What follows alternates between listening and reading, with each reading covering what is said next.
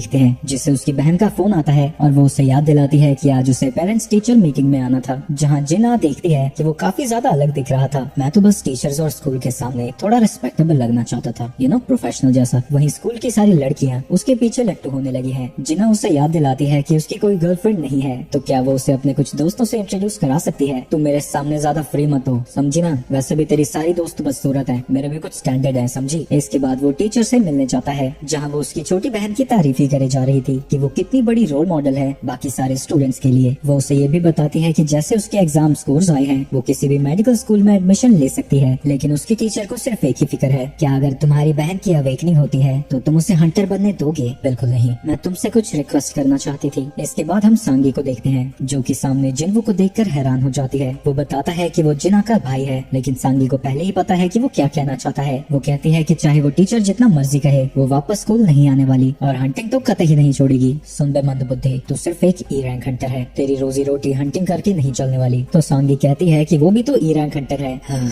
मैं असल में तुम्हें हंटिंग छोड़ने के लिए नहीं कहने आया हूँ, मेरे साथ चलो। वहीं एयरपोर्ट पर हम वो को देखते हैं, जो कि उसी चिंदी चोर हांग के छोटे भाई का स्वागत करता है, जिसका नाम डोंग सू है। क्या तुम उन दो हंटर से मिलने आए हो? तुम मजाक कर रहे हो ना? मैं मिलने नहीं, बदला लेने आया हूँ। मैं उन्हें तड़पा तड़पा कर मारूंगा, वो भी एक डंजन के अंदर, ताकि किसी को कुछ न पता चले। तुम और तुम्हारी सर्वेलेंस टीम सिर्फ एक्टिंग करना कि तुम कुछ नहीं जानते। हाँ, अगर तुम जैसे चूहों को लगता है कि तुम मुझे रोक सकते हो तो बात अलग है। मेरा काम सिर्फ उन हंटर्स को मॉनिटर करना है जो पब्लिक के लिए खतरा हो सकते हैं। इसके बाद डोंग सू वहाँ से चला जाता है। वहीं दूसरी तरफ हंटर एसोसिएशन में उस एंट की बॉडी को उतारा जा रहा था। प्रेसिडेंट, हमें कुछ खतरनाक चीजें पता चली है। एवोल्यूशन की वजह से रेड एंट्स के पास विंग्स आ गई हैं, जिसका यूज करके वो ट्रैवल कर सकते हैं। फिलहाल के लिए वो थोड़ी दूर तक ही उड़ सकते हैं, लेकिन अगर वो और इवॉल्व होते हैं तो जेजू आइलैंड से यहाँ पर आना कोई बड़ी बात नहीं होगी। अगर वो यहाँ आ गए तो हमारा पूरा नेशन तबाह हो सकता है। मैं देखता हूँ क्या कर सकता हूँ। दूसरी तरफ जिन्वू सांगी को एक डंजन रेड पर लेकर आया है, जिसमें उसकी मदद आने की है। ये असल में नए हंटर्स के लिए ट्रेनिंग एक्सरसाइज है और जिन्वू के कहने पर उसने जिन और सांगी को पार्टिसिपेट करने की परमिशन दी है। वो बात कर ही रहे थे, तभी स्ट्राइक टीम का टैंक उन्हें रोक देता है, जो इंतजार कर करके थक चुका था। उसका नाम किम चू है, जो कि एक ए रैंक टैंक है और इस मिशन का लीडर भी। तो मुझे बेबी सिटिंग का काम दे रहे हो, वो भी 2 ई रैंक्स का। किम चू के अलावा स्ट्राइक टीम में 5 बी रैंक्स भी हैं और 2 सी रैंक्स। जब इसे पता चलेगा कि डंजन्स कितने खतरनाक होते हैं तो ये अपने आप ही पीछे हट जाएगी। इसके बाद सभी लोग गेट के अंदर चले जाते हैं, लेकिन तभी जिन्वू को कुछ फील होता है और हम देखते हैं कि वो डंजन गेट अचानक से रेड कलर का हो जाता है। जिन्वू सांगी के साथ वहाँ से बाहर जाने की कोशिश करता है, लेकिन वो बाहर नहीं आ पाता। तो वो आन से कहता है कि वो मदद लेकर आए और पोर्टल वापस से जिन्वू को अंदर खींच लेती है। जब बाइक को ये पता लगता है, वो हैरान हो जाता है। उसे लगता है कि एक सी रैंक गेट का रेड कलर में बदलना इम्पॉसिबल है और वो खुद इस चीज को चेक करना चाहता है। वहीं डंजन में सभी लोग हैरान हो जाते हैं, क्योंकि वो गेट डिसअपीयर हो चुका है और वो बिल्कुल ही अलग सी जगह पर है। ये सब कुछ उस रेड गेट की वजह से है। रेड गेट एक ऐसे डंजन में लेकर जाता है जो कि बिल्कुल ही आइसोलेटेड होता है और यहाँ से तब तक बाहर नहीं जाया जा सकता जब तक कि डंजन का बॉस न हार जाए या फिर ये डंजन खुद टूट जाए। और ऐसे डंजन में बाहर से कोई भी हमारी मदद करने नहीं आ सकता। तभी एक तीर उड़ता हुआ सांगी के पास आता है, लेकिन जिन्वू अपने हाथ से उसे रोक देता है। जिन्वू ने सांगी को तो बचा लिया था, लेकिन एक और हंटर उस तीर की वजह से मारा जाता है। हम देखते हैं कि यह हमला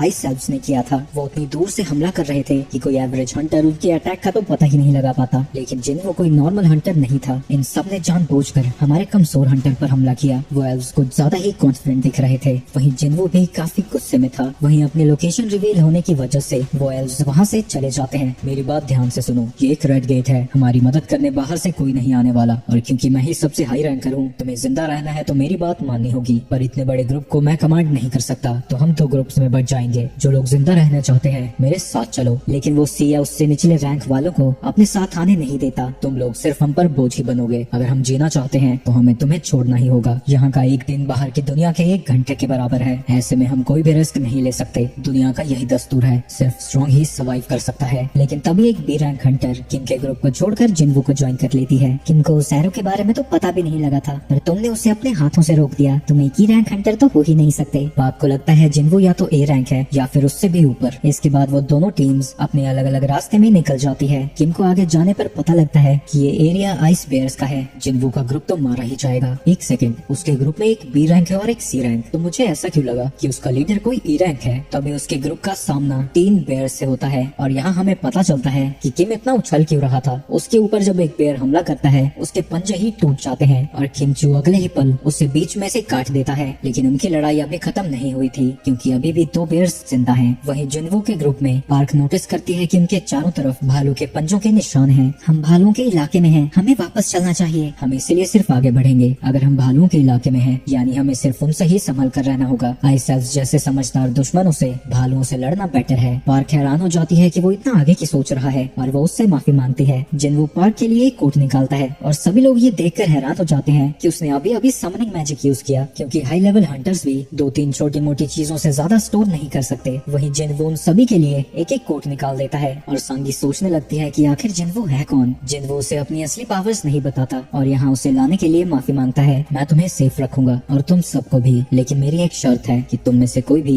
मुझसे कोई सवाल नहीं पूछेगा। तभी उनके सामने भी एक बेयर आ जाता है और जिनवो उससे लड़ने के लिए अपने वुल्फ असासिन टाइटल को सिलेक्ट कर लेता है। वहीं डंजन के बाहर व्हाइट टाइगर गिल्ड का लीडर बाइक पहुंचा हुआ है, जो देखता है कि रेड गेट पूरी तरह से सील हो चुका है। मुझे नहीं लगता कि हंटर्स के सर्वाइव करने का ज्यादा चांस है, लेकिन अंत में सारी चीजें किमचू पर ही डिपेंड करेंगी। असल में एक और हंटर है जो उन्हें बचा सकता है। मुझे लगता है कि उसकी रीअवेकनिंग हुई है, पर ये चीज अभी कंफर्म नहीं है। तभी वहाँ पर डोंगसू आ जाता है। तुम यहाँ क्या कर रहे हो? ये तुम्हारी जुरिस्डिक्शन नहीं है, तुम्हें तो अमेरिका में होना चाहिए था। वो सब छोड़ो, मैं ये जानना चाहता हूँ कि एक E rank white tiger guild के गेट में क्या कर रहा है। बाइक हैरान हो जाता है कि उसका टारगेट एक ई रैंक हंटर है। वहीं डोंगसू का भी दिमाग खराब हो जाता है। मैं अमेरिका से उड़कर इसके लिए आया था। वो छुछुंदर इस गेट के अंदर फंसा पड़ा है। वो तो मेरे बिना कुछ किए ही इसके अंदर मर जाएगा। जिनवो तो काफी लकी है, जब तक वो अंदर है डोंगसू उसका कुछ नहीं बिगाड़ सकता। पर क्या वो वहाँ से जिंदा भी आ पाएगा? वहीं डंजन में सभी लोग हैरान खड़े थे क्योंकि जिनवो ने अकेले ही उस आइस बेयर को हरा दिया था और उसने एक नहीं दर्जनों बेयर्स को हरा दिया है। और रात को वो सभी लोग बेयर मीट की पार्टी कर रहे थे। वहीं वो दोनों लड़कियां हैरान थी क्योंकि इतने सारे बेयर्स को मारने के बाद भी जिनवो ट्रेनिंग करने गया है। दूसरी तरफ हम जिनवो को देखते हैं जो कि असल में सीधा बेयर्स के घर के अंदर गया है और वो उन सबको वहीं पर ठिकाने लगाना चाहता है, जिसके लिए वो अपनी आर्मी को समन करता है। ये तुम्हारा पहला मिशन है, सारे बेयर्स को खत्म कर दो। जिसके बाद जिनवो की आर्मी और उन बेयर्स के बीच में युद्ध छिड़ जाता है। वो बेयर्स काफी पावरफुल हैं, लेकिन जिनवो की आर्मी भी कुछ कम नहीं थी और मेजर्स भी अपना पूरा काम कर रहे थे। और जब बेयर्स कुछ सोल्जर्स को मार भी देते हैं, वो वापस से खड़े हो जाते हैं क्योंकि वो अनडेड है। जितना मैंने सोचा था ये तो उससे भी बेहतर कर रहे हैं। हाँ, पर मेरी एमपी जरूर खत्म हो रही है। वो ये सब सोच ही रहा था, तभी उन बेयर्स का लीडर सामने आ जाता है जिसकी ताकत बाकी सबसे कहीं ज्यादा थी और वो आसानी से उन सोल्जर्स के झुंड को हराता जाता है और वो अपनी रोर से ही सारे सोल्जर्स को खत्म कर देता है, जिसकी वजह से जिनवो का माना भी 0 पर आ जाता है। उसके सारे शैडो सोल्जर्स पलक झपकते ही खत्म हो गए थे और अब उसके पास इतना माना नहीं है कि वो उन्हें समन करे। तो जिनवो उस बेयर से लड़ने के लिए इग्रिस को भेजता है। वो बेयर झट से इग्रिस पर हमला कर देता है, लेकिन इग्रिस के सामने वो बेयर भी नहीं टिक पाता। इग्रिस उसके साथ बिल्कुल वैसे ही खेल रहा था जैसे उसने जिनवो की कुटाई की थी और वो हमला करके उसे अपने घुटनों पर ले आता है, जिसके बाद वो उस लड़ाई को उस बेयर की गर्दन काट के खत्म कर देता है। इग्रिस तो सच में काफी ताकतवर है। अगर हमारी लड़ाई के वक्त इसने तलवार नीचे ना गिराई होती तो मैं तो डेफिनेटली मारा जाता। जिनवो को रियलाइज होता है कि वो अब जाकर इग्रिस के लेवल पर आया है, या शायद मैं अब भी उससे कमजोर ही हूँ। इग्रिस अपने मास्टर के सामने घुटने टेकता है और जिनवो उसकी तारीफ करता है। दूसरी तरफ हम किमचू को देखते हैं जो बड़ी मुश्किल से सांस ले पा रहा था। उसकी पार्टी के बाकी के मेंबर्स मारे जा चुके हैं। चाहे कुछ भी हो जाए, मैं व्हाइट टाइगर गिल्ड के एलिट्स को जरूर ज्वाइन करूंगा। लेकिन अपनी सिचुएशन को देखकर उसकी फटने लगती है और वो आइस एल्व्स उसके बच्चे कुछ ग्रुप को भी मार डालते हैं। उसका थोपड़ा देखकर किमचू की फट जाती है और वो अपनी जान बचाने के लिए वहाँ से भागने लगता है और उसे भागता हुआ एल्व्स का लीडर भी देख रहा था। आगे जिनवो और आइस कहता है, जिससे उन सभी बेयर्स की शैडोज एक्सट्रैक्ट हो जाती हैं और अब उसकी आर्मी और भी ज्यादा बड़ी हो गई है। वहीं गेट के बाहर अब 3 घंटे बीत चुके हैं, यानी गेट के अंदर 3 दिन। डोंगसू को लगता है कि जिनवो मर चुका होगा और वहाँ से जाने लगता है। एक मिनट, जिनवो तो व्हाइट टाइगर गिल्ड का नहीं है ना, तो वो इस गेट में कैसे गया? वो मेरा दोस्त है, वो लेवल सी क्वेस्ट को देखना चाहता था, इसलिए मैं उसे साथ में ले आया। अच्छा, तो ये बात है। तुम्हें क्या लगा था मैं ये कहूँगा? मुझे पता है कि तुम्हें नई चीजें पसंद है। आखिर तुम करना क्या चाहते हो? तभी उसका हाथ बाइक आकर पकड़ लेता है। डोंगसू, इसे छोड़ दो। क्या एक छोटी सी कंट्री का गिल्ड मास्टर मुझे ऑर्डर दे रहा है? इससे बाइक का गुस्सा भी बढ़ जाता है और दोनों की पावर्स क्लैश होने लगती हैं और डर के मारे आम पीछे जाने लगता है। एसरैंकर्स की लड़ाई, अगर हमने इसे नहीं रोका तो। लेकिन तभी वो दोनों एक दूसरे को पंच करते हैं जिससे वहाँ की जमीन टूटने लगती है। लेकिन हम देखते हैं कि ऐन वक्त पर वो बीच में आ गया था। अगर आप दोनों ने अपनी ताकत को ना रोका होता तो आज मैं अपने दोनों हाथ खो बैठता। मुझे नहीं पता कि आप क्या सस्पेक्ट कर रहे हैं, पर 2 महीने महीने पहले मैंने खुद संग की मैजिक पावर टेस्ट की थी। वो सच में अभी भी एक ई रैंक हंटर ही है और हान को किसी मैजिक बीस्ट ने मारा था। ऑब्वियसली तुम झूठ कह रहे हो, लगता है मेरे भाई को यू ने मारा है। फिर आप जिन्वो के पीछे क्यों पड़े हैं? तुम अभी तक नहीं समझे, वो तो बस किसी को मारने का बहाना है। तभी उससे कोई मैसेज आता है और वो वहाँ से चला जाता है। वहीं डंजन के अंदर किम चलता चलता उसी बेयर्स के ढेर पर आता है जिन्हें जिन्वो ने खत्म किया था। तो इसीलिए मुझे कोई बेयर्स नहीं दिखे। क्या उस सी रैंक ने इन सबको खत्म किया? नहीं, ये उनके बस का काम नहीं है। क्या ये भागता भागता जिन्वो की पार्टी के पास पहुंचता है जो कि हंस खेल रहे हैं और आराम से खाना पीना खा रहे हैं। तुम लोग अभी तक जिंदा कैसे हो? असॉल्ट टीम पूरी तरह से खत्म हो गई, सिर्फ तुम्हारी वजह से, क्योंकि हमारे पास खाना और गियर नहीं थे। तुम लोगों ने सब कुछ अपने लिए रख लिया। और उसे लगता है कि पार्क ने भी उनकी टीम को इसलिए ज्वाइन किया क्योंकि वो इस बारे में जानती थी। मैं 3 तक गिनूंगा, अगर तब भी तुमने कन्फेस नहीं किया तो मौत के लिए तैयार हो जाओ। लेकिन जैसे ही वो उनके ऊपर हमला करने जाता है, जिन्वो आके उसे रोक देता है और उसके हल्के से टपली से ही वो उड़ता हुआ कहीं दूर जाता है। तुमने अपने टीममेट्स को मरवा दिया और हमें भी मुसीबत में डाल दिया। तुम अपनी प्रेजेंस को नहीं छुपा सकते, बाहर आ जाओ। तभी उसके सामने कई सारे आइस एल्व्स आ जाते हैं और उनके साथ उनका बॉस भी था। इस कबाड़ के सामने लगता है कोई यूजफुल है। वहीं जिन्वो उसकी बात को समझ पाता है, जो देख के वो सभी लोग हैरान हो जाते हैं और जिन्वो को लगता है कि शायद ये सिस्टम की वजह से है। चलो ये भी अच्छी बात है, इसने मुझसे कहा था कि ये तुम्हारे साथ कम्पीट करना चाहता है। लेकिन तभी जिन्वो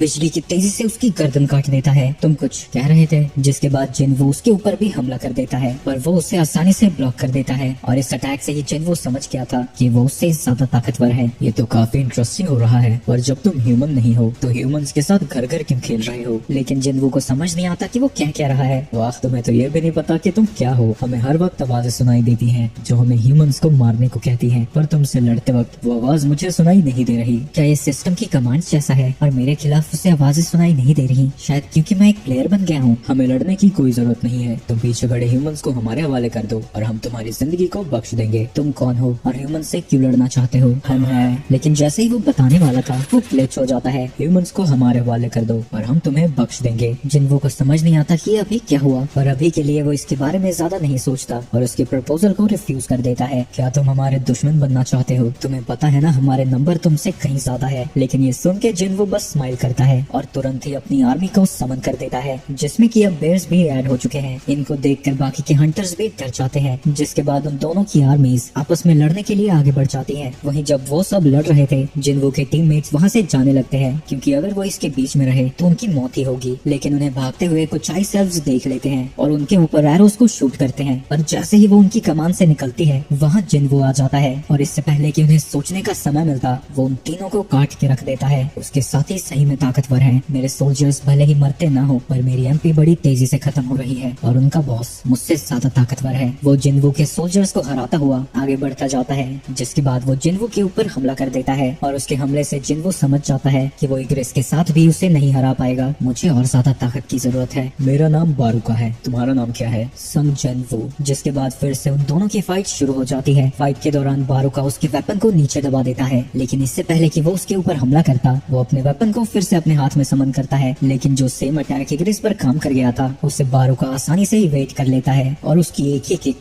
जिन्वो को उड़ता हुआ पीछे भेजती है। तभी जिन्वो के मेचेस बारूका के ऊपर एक फायर बॉल से हमला कर देते हैं। इस धमाके की वजह से किम को भी होश आ जाता है और अपने सामने जिन्वो को देखकर उसका गुस्सा फिर से सर चढ़ जाता है और वो अपनी तलवार निकाल के उसके ऊपर हमला करने जाने लगता है। पीछे से उसके किम आ रहा था और उसके सामने से बारूका भी उसके ऊपर हमला करने आता है। वो जिन्वो के ऊपर हमला करने ही वाला था, लेकिन तभी स्नो के अंदर से एक नया सोल्जर बाहर आता है और हम कुछ सेकंड्स पहले का सीन देखते हैं जब किम जिन्वो के ऊपर हमला करने आया था। उसने इंग्रेस को समन किया, जिसने स्नो को उड़ाकर सारी चीजें छुपा ली और अगले ही पल अपनी तलवार किम चू के छाती में घुसा दी और उसके मरने के बाद जिन्वो उसकी शैडो को भी एक्सट्रैक्ट करता है, जो कि काफी ज्यादा पावरफुल था और उसके हमले से बारूका भी पीछे हो जाता है। जिन्वो उसका नाम आयरन रखता है। आयरन जब अपनी टॉन्ट स्किल का यूज करता है, बारूका सबसे पहले उसी के ऊपर हमला करने जाता है, लेकिन बारूका के लिए आयरन की मूवमेंट्स बहुत ज्यादा स्लो थी, तो वो आसानी से उसके अटैक से बचता जाता है। वहीं वो तीनों पेड़ के पीछे छुपकर इन सारी चीजों को देख रहे थे। मिस पार्क, क्या हंटर्स की लड़ाई ऐसी होती है? अगर ऐसा है तो मैं कभी हंटर कैसे बन पाऊंगी? लेकिन वो दोनों कहते हैं कि उन्होंने भी ऐसी लड़ाई पहले कभी नहीं देखी। ये मेरा मुकाबला नहीं कर सकता, तुम और वो नाइट मुझ पर साथ में हमला करो। इसके बाद इग्रेस के साथ साथ जिन्वो भी उसके साथ लड़ने लगता है और उन दोनों के साथ में लड़ने के बाद भी बारूका उन्हें टक्कर दे रहा था। तभी लड़ाई के बीच में आयरन फिर से अपनी टॉन्ट स्किल का यूज करता है, जिसकी वजह से बारूका फिर से उसी के ऊपर हमला करने जाता है। इस मौके का फायदा उठाकर कर जिनवो और इग्रेस दोनों उसके ऊपर अटैक करते हैं। वो इग्रेस के अटैक से तो बच जाता है पर जिनवो के अटैक से नहीं बच पाता। इसने अपने वाइटल ऑर्गन्स को अवॉइड कर लिया। तुम मुझे बहुत ज्यादा अंडर एस्टिमेट कर रहे हो। तुम सच में स्ट्रांग हो पर तुम्हारे आदमी नहीं। तभी बारुका देखता है कि जिनवो के सोल्जर्स ने उसके सभी आइस एल्व्स को अब मार डाला है, लेकिन अगर तुम मर गए तो वो लोग कोई प्रॉब्लम नहीं खड़ी करेंगे। तभी जिनवो अपने वेपन को थ्रो कर देता है जिसे बारुका डॉज कर लेता है। उसे लगता है कि वो कितना बड़ा गधा है जो अपने वेपन को ही फेंक दिया, लेकिन तभी जिन अपने रूलर्स हैंड स्किल का यूज करता है और वो डैगर वापस से उड़ता हुआ उसी के ऊपर जाता है, जिसे ब्लॉक करने के चक्कर में उसका वेपन ही टूट जाता है। आयरन उसके बुलाते ही आयरन भी वहाँ आ जाता है और अपने हाथों में बारुका को जकड़ लेता है। ये देख के सभी मेजेस उसके ऊपर अपने फायरबॉल स्पेल का यूज करते हैं जिससे वहाँ काफी बड़ा धमाका होता है, लेकिन इसके बाद भी बारुका जिंदा खड़ा था और वो बिना वेपन के आयरन को काट डालता है। वो चिल्ला के ऐलान करने लगता है कि वो उन सभी को मार डालेगा, लेकिन जिन वो पहले ही अपनी स्टेल्थ स्किल का यूज कर चुका था और वो अपना डैगर सीधा उसके पेट में घुसा देता है। लेकिन इतने से भी बारुका नहीं हारा था। अभी ये लड़ाई खत्म नहीं हुई है, लेकिन तभी आयरन फिर से खड़ा होता है और अपनी एक्स से ऐसा जोरदार हमला करता है जिससे बारुका चपटा हो जाता है। इससे जिन वो 2 बार लेवल अप होता है, लेकिन तभी वो देखता है कि आयरन उसके मरने के बाद भी एक्स से उसके ऊपर हमला करता रहता है। ओए रुक जा, फालतू में ओवरबोर्ड क्यों जा रहा है बे? तेरे भविष्य की मुझे चिंता होने लगी है। आयरन उम्मीद भरी नजरों से इग्रिस की तरफ देखता है, लेकिन वो बस मुड़ के वहाँ से चला जाता है। तो वो बाकी के मेजेस के साथ मिलकर सेलिब्रेट करने लगता है। और अब क्योंकि उस डंजन का बॉस हार चुका था, बाहर का गेट भी ओपन हो जाता है जिसे देख के वो बड़े खुश होते हैं। लेकिन उससे पहले जिनवो बारुका की शैडो को एक्सट्रैक्ट करना चाहता है। वहीं डंजन के बाहर अब 7 घंटे बीत चुके थे, यानी अंदर 1 हफ्ता। आन बाइक से कहता है कि वो यहाँ पर रहेंगे तो वो वापस जा सकते हैं। इसके अंदर मेरे मेंबर्स हैं तो मैं वापस कैसे जा सकता हूँ? तभी उस गेट का कलर फिर से ब्लू हो जाता है और कुछ लोग वहाँ से बाहर आ रहे थे। ये देख के बाइक को लगता है कि ये जरूर किमचू होगा, लेकिन उस दरवाजे से पार्क और गो बाहर आते हैं, जिसके बाद जिनवो सांगी भी बाहर आ जाते हैं। मिस्टर संग, मुझे पता था ये कमाल का बंदा है। इसके बाद बाइक ये देखकर हैरान हो जाता है कि वो डंजन का गेट गायब हो चुका है। कि हंटर्स का क्या हुआ? किम कहाँ है? सिर्फ लोरैंक हंटर्स ही सर्वाइव कर पाए। आखिर गेट के अंदर क्या हुआ था? चलो मैं तुम्हें घर छोड़ देता हूँ। लेकिन तभी बाइक उसे रोक देता है। प्लीज रुको जरा, मैं तुमसे कुछ बात करना चाहता हूँ। मैं पहले ही थक चुका हूँ, तो क्यों ना तुम गिल्ड से ही बात करो। लेकिन इसकी वजह से बाइक को गुस्सा आ जाता है। ये कोई रिक्वेस्ट नहीं थी, ये एक ऑर्डर था या फिर एक धमकी। इस इंसिडेंट में हमारे 6 मेंबर्स मिसिंग हैं। मैं इंचार्ज हूँ तो मुझे तुमसे सवाल करने ही होंगे। मैं समझ सकता हूँ, पर मैंने तुम्हारे 2 मेंबर्स को बचाया है, तो क्या तुम्हें पहले मेरा शुक्रिया अदा नहीं करना चाहिए? ये सुन के बाइक शांत हो जाता है। तुम सच कह रहे हो, मैं अपनी बदतमीजी के लिए तुमसे माफी मांगता हूँ। इसके बाद सांगी को लेकर जिनवो वहाँ से चला जाता है। उसके जाने के बाद बाइक पार्क से पूछता है उस लड़के का क्या चक्कर है, वो आखिर इतने गुस्से में क्यों था? पार्क कहती है कि उसे भी नहीं पता। बॉस को हराने के बाद उसका मूड अचानक से ही बदल गया, जिसके बाद वो आन से कहता है कि चाहे कुछ भी हो जाए वो बंदा हमारे गिल्ड में आना चाहिए। जिनवो सांगी को अपने घर छोड़ देता है, जहाँ वो उसका शुक्रिया अदा करती है और वो मिस्टर संग की जगह उसे जिनवो कह के बुलाती है और कहती है कि हम जल्द ही दोबारा मिलेंगे। वहीं ये सब सुन के वो भी हैरान हो जाता है। वहीं उस डंजन में जिनवो का सारा समय वेस्ट ही हुआ और उसे बस एक काम का डैगर मिला है। पर जब उसने बारुका की शैडो को एक्सट्रैक्ट करने की कोशिश की थी, उसके तीनों अटेम्प्ट्स फेल हो गए, शायद क्योंकि उसकी ताकत जिनवो से कहीं ज्यादा थी। मैंने सारा दिन काम किया और घंटा कुछ नहीं मिला। आगे घर आने के बाद जिनवो सोचने लगता है कि आज तीसरी बार था जब उसने एक और इंसान की जान ली। वहीं अगली सुबह एक और रेड के लिए वहाँ जिन्हो पहुँच जाता है। तुम इसी कॉस्ट्यूम में यहाँ आ गए? हाँ बिल्कुल, अब चले? हाँ चल। रास्ते में हमें किसी को उठाना भी है और हम देखते हैं कि वो किसी को सांगी है, जहाँ वो फिर से जिन्हो को उसके नाम से बुलाती है, जो देख के जिन्हो शॉक हो जाता है। क्या तुम रात को ढंग से सो पाई? सांगी कहती है कि उसे नींद नहीं आई क्योंकि काफी लेट हो गया था। वहीं उन दोनों की बातों को सुनकर यो को लगता है कि उन दोनों का कोई चक्कर चल रहा है। इन दोनों ने साथ में रात बिताई है। बॉस, सांगी अंडर एज है। हाँ तो? उसका जवाब सुन के यो हैरान हो जाता है।